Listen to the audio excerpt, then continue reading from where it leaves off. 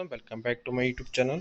तो आज मैं आपके लिए एक न्यू वैकेंसी की जानकारी लेकर आ गया हूँ, जो कि आपके रहने वाली दिल्ली कंटेनमेंट बोर्ड की ओर से आपके रहने वाली है। जिसमें अच्छे ध्यान दें कि इसमें आपको अलग अलग आपकी जो वैकेंसी इसमें आपके रहने वाली है, जिसमें आपके असिस्टेंट इंजीनियर्स के लिए आपके जूनियर इंजीनियर्स के आपकी वैकेंसी इसमें आप करेंगे। तो चलिए बात करते हैं इस वैकेंसी के बारे में। तो सबसे पहले आपकी जो पोस्ट इसमें आप करेंगे असिस्टेंट इंजीनियरिंग सिविल के लिए आपकी रहने वाली है। पे इसमें आपकी 44,900 से आपकी बेसिक पे आप करेगी। टोटल इसमें आपकी दो वैकेंसी रहने वाली, यूआर के लिए करेगी, ओबीसी के लिए रहने वाली है। क्वालिफिकेशन में इसमें आपका जो डिग्री होनी चाहिए इन सिविल इंजीनियरिंग में किसी भी रिकॉग्नाइज्ड यूनिवर्सिटी तो इंस्टीट्यूट से। सेकंड इसमें आपके पास जो असिस्टेंट इंजीनियरिंग में मैकेनिकल की लैब रहने वाली है, पे इसमें आपकी सेम रहेगी। वैकेंसी आपकी एक रहने वाली यूआर कैटेगरी के लिए।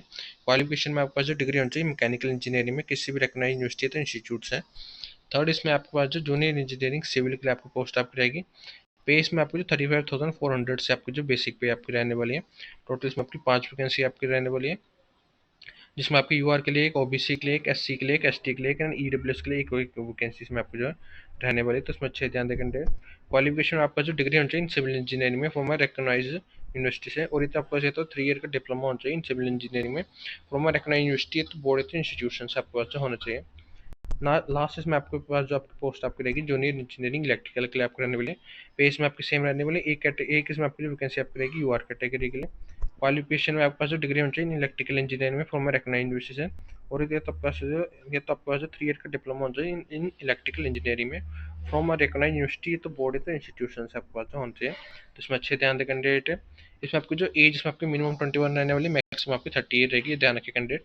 नेक्स्ट इसमें आपकी एज रिलैक्सेशन इसमें आपकी रहने वाली, जिसमें आपकी एससी एसटी के लिए आपकी 5 ईयर की रहेगी, ओबीसी के लिए आपकी 3 ईयर की आपकी रिलैक्सेशन आपकी रहने वाली, पीडब्ल्यूबीडी के लिए आपको जो है जनरल और ईडब्ल्यूएस के लिए 10 ईयर की रहेगी, एससी एसटी के लिए 15 रहेगी, ओबीसी के लिए आपको 13 ईयर के रहने वाले हैं।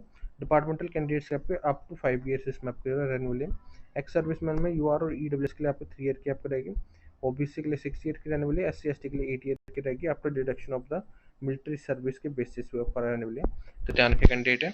नेक्स्ट इसमें आपकी फीस इसमें आपके रहने वाली है। आपकी फीस इसमें आपकी 850 इसमें आपकी रहने वाली पर कैंडिडेट, इसमें आपके पर कैंडिडेट पर पोस्ट के हिसाब से आपकी जो रहने वाली। तो इसमें अच्छे ध्यान दें कैंडिडेट, आपको जो फीस इसमें आपको ऑनलाइन मोड के थ्रू इसमें आपको जो सबमिट करानी पड़ेगी। इसमें आप ध्यान रखें, इसमें आपको जो female candidates, SC ST candidates, आपके person with benchmark disabilities, widows, divorced women and women judicially separated from their husband and not remarried, ex serviceman, transgender persons and departmental candidates के लिए आपकी कोई भी इसमें आपकी फीस इसमें आपकी नहीं रहने वाले हैं। इसके सिवा आपकी बाकी जो इसमें आपकी यूआर के लिए आपको जो है बाकी कैटेगरी के लिए आपको 850 इसमें आपकी फीस इसमें आपकी रहेगी। तो इसमें अच्छे ध्यान के कैंडिडेट। नेक्स्ट इसमें आप देख सकते हैं आपका मोड ऑफ सिलेक्शन जिसमें आपका रहने वाला है, जिसमें आपके सभी पोस्ट का आपका मोड ऑफ सिलेक्शन आपका सेम आपका रहने वाला है।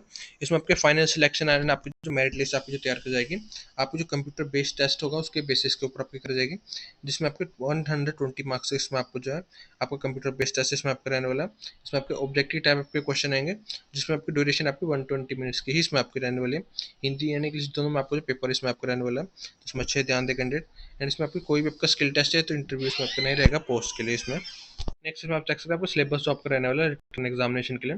आपको एग्जामिनेशन इसमें आपका रहेगा 120 आपके मल्टीपल चॉइस क्वेश्चन आप करेंगे, जिसमें आपके हर क्वेश्चन आपको 1 मार्क्स का आपका रहने वाला है। इसमें आपको टोटल आपके 120 मार्क्स का ही आपका रहने वाला है। ड्यूरेशन इसमें आपके 120 मिनट्स ही इसमें आप करेगी।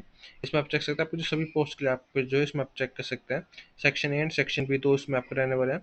इसमें सेक्शन ए में आपको जो जनरल इंटेलिजेंस एंड रीजनिंग के लिए, general awareness, arithmetic and numerical ability and English comprehension के आपको 40 क्वेश्चन आपको करेंगे 40 मार्क्स के लिए।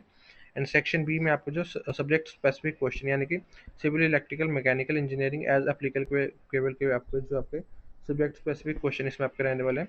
इसमें आपके टोटल 80 क्वेश्चन आप करेंगे, 80 मार्क्स के आपके रहने वाले हैं। टोटल आपके 120 क्वेश्चन आप करेंगे, 120 मार्क्स लिए, तो इसमें अच्छे ध्यान दे कैंडिडेट है। नेक्स्ट इसमें आप देख सकते हैं आपकी जो ऑनलाइन एप्लीकेशन आपकी जो है 15 जुलाई से आपकी फिल होना शुरू हो चुकी है, यानी कि आज से आपकी एप्लीकेशन आपकी जो फिल होना आपकी शुरू हो चुकी है। लास्ट डेट इसमें आपकी जो 14 अगस्त इसमें आपके रहने वाली ऑनलाइन अप्लाई करने के लिए। तो इसमें अच्छे ध्यान दें, इसमें आपके आज से एप्लीकेशन आपकी फिल होना शुरू हो चुकी है, यानी कि 15 जुलाई से आपकी एप्लीकेशन आपकी फिल होना शुरू हो चुकी है। लास्ट डेट इसमें आपको 14 अगस्त इसमें आपके रहने वाली ऑनलाइन अप्लाई करने के लिए।